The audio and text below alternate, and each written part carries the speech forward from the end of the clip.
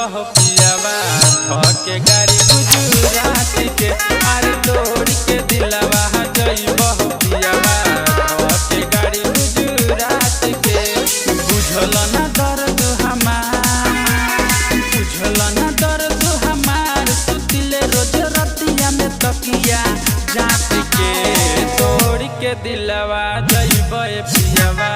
थके गाड़ी गुजरात के अरे थके गाड़ी गुजरात के यार थके गाड़ी गुजरात के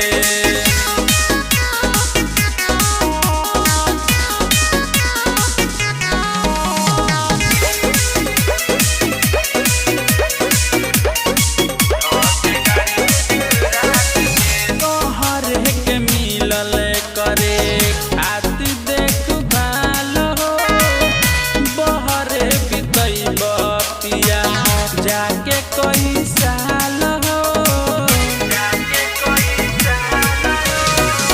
तोहरे के मिलल करे खातिर देख भाल हो बहरे बितैब पिया जाके कोई साल हो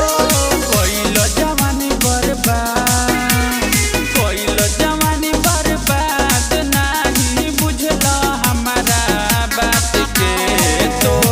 दिलवा जइबह पियावा थके गाड़ी गुजरात के यार थके गाड़ी गुजरात के यार थके गाड़ी गुजरात के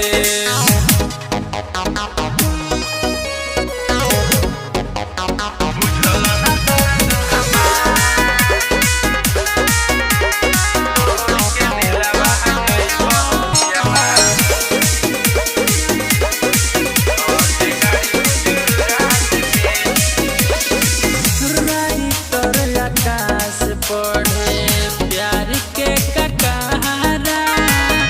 सुघर जमानी बड़ुए बुझात नइखे तारा राइटर आकाश पढ़े प्यार के ककहरा सुघर जमानी बड़ुए बुझात नइखे तारा कोइल न कबहू प्यार देखल अपन तू काट के तोड़ के दिलवा जइबह पियावा थके गाड़ी गुजरात के अरे थके गाड़ी गुजरात के।